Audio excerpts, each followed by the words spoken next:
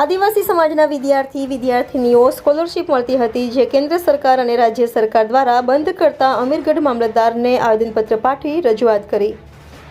આદિવાસી સમાજના વિદ્યાર્થીનીઓ જે આજ સુધી સ્કોલરશીપ મળતી હતી તે કેન્દ્ર સરકાર અને રાજ્ય સરકાર દ્વારા બંધ કરી દેવામાં આવી છે, જેને લઈને અમીરગઢ વિસ્તારના ધારાસભ્યની આગેવાનીમાં સ્થાનિક વિદ્યાર્થીઓ તેમજ વાલીઓએ વિરોધ નોંધાવ્યો હતો અને અમીરગઢ મામલતદાર ઓફિસે આવેદનપત્ર આપી અને સ્કોલરશીપ ફરી ચાલુ કરવામાં આવે તે માટે રજૂઆત કરી હતી.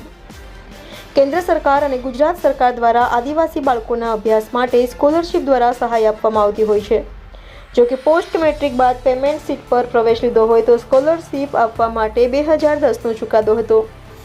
2010થી પેમેન્ટ સીટ માટે 75% કેન્દ્ર સરકાર અને 25% રાજ્ય સરકાર ફી ભરતી હતી. જો કે 28 ઓક્ટોબર રાજ્ય સરકારે પરિપત્ર કર્યો હતો, જેમાં 2024-25થી મેનેજમેન્ટ કોટામાં પ્રવેશ મેળવનાર વિદ્યાર્થીઓની સ્કોલરશીપ બંધ કરવો પરિપત્ર કરવામાં આવ્યો છે. જે પરિપત્રને લઈને વાલીઓમાં અને બાળકોમાં રોષ જોવા મળી રહ્યો છે. ગરીબ બાળકોને મળતી સ્કોલરશીપ બંધ કરાતા ઉચ્ચ અભ્યાસ કરતા બાળકોને મુશ્કેલી વેઠવી પડશે, ત્યારે અમીરગઢ વિસ્તારના દાંતા કોંગ્રેસ ધારાસભ્ય તેમજ અનેક વિદ્યાર્થીઓ અને વાલીઓએ આજે સરકારે બંધ કરેલી સ્કોલરશીપ સામે વિરોધ નોંધાવીને અમીરગઢ મામલતદારને આવેદનપત્ર આપી અને વિદ્યાર્થીઓની સ્કોલરશીપ ફરી ચાલુ કરવામાં આવે તેવી માંગ કરી હતી. અહેવાલ હસમુખભાઈ પ્રજાપતિ, ઇન્ડિયા 24 ન્યૂઝ, અમીરગઢ.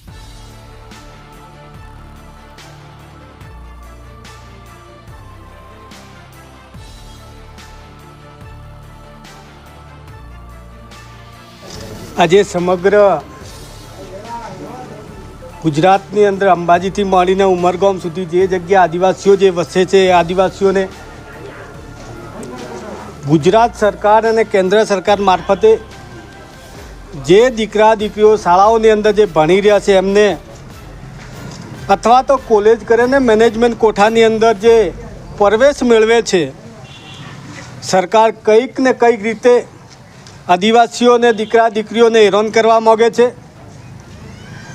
અગાઉ પણ કોંગ્રેસની સરકાર કેન્દ્રમાં હતી તે વખતે સમગ્ર આદિવાસી જિલ્લાઓને દીકરા દીકરીઓ જે ભણતા હોય, કોલેજ કરતા હોય કે અથવા તો અલગ અલગ કોલેજ હોય, એમને દરેકને સ્કોલરશીપ મળતી હતી.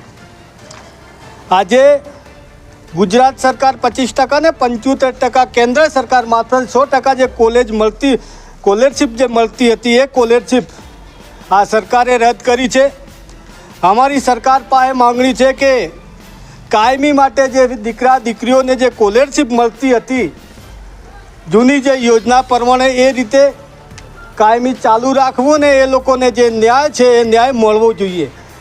એના વિરોધમાં અમે સરકાર પાસે માંગણી કરી છે કે અમારી આ દીકરા દીકરીઓ જે સ્કોલરશીપ જે પહેલાં મળતી હતી એ જ સ્કોલરશીપ ચાલુ રાખે એવી સરકાર પાસે આજે માંગણી કરી છે. ખરાડી સુરેશભાઈ ગોબરાભાઈ, હું ગાંગુ ગામનો વતન છું. અમારે સ્કોલરશીપ મળતી નથી ગુજરાત સરકાર દ્વારા. અમે કેવી રીતે ભણીશું આગળ? કોલેજ કરીને આગળ કેવી રીતે અમે ભણવા જઈશું? અમારા મા બાપ મહિનાના 15,000 થી 20,000 રૂપિયા પણ એની આવક નથી. એ ખાવા ખર્ચામાં જ જતી રહે છે બધું. અમે કેવી રીતે આગળ હવે અભ્યાસ કરીશું? કેવી મુશ્કેલી પડશે અભ્યાસ કરવા? અમારે ખૂબ મુશ્કેલી પડશે. અમે ભણી જ નહીં શક્યું. ઘરે કામ કરે અમે ઘરે જ પહેલાં. શું માગણી શું છે તમારી? અમારી માગણી એ છે કે અમે કોલેજ કરીને આગળ ભણવા માગીએ છીએ. અમે પણ એક શિક્ષક અને કલેક્ટર UPSC પરીક્ષા તૈયારી કરવા માગીએ છીએ. અમને કોણ આપશે બધું? આજની અમારી મુદ્દાઓની રજૂઆત આ પ્રમાણે છે. આદિવાસી દીકરા દીકરીઓ 12 પછી જે ભણે છે એમને ભણવામાં જે સ્કોલરશીપ આપતા હતા એ આ સરકારે બંધ કરી છે. એના મુદ્દાના લઈને આજે અમે આવેદનપત્ર આપ્યું છે. ત્યારે મને યાદ આવે છે આજે કે બિરસા મુંડાને 25 વર્ષની ઉંમરે અંગ્રેજોએ મૃત્યુ આપ્યું હતું, તેમ આજની સરકાર આજે 17 થી 20 વર્ષના યુવાનોને શિક્ષણ બંધ કરીને મૃત્યુ આપવાનું પ્લાન ઘડી રહી છે એવું મને દેખાઈ રહ્યું છે.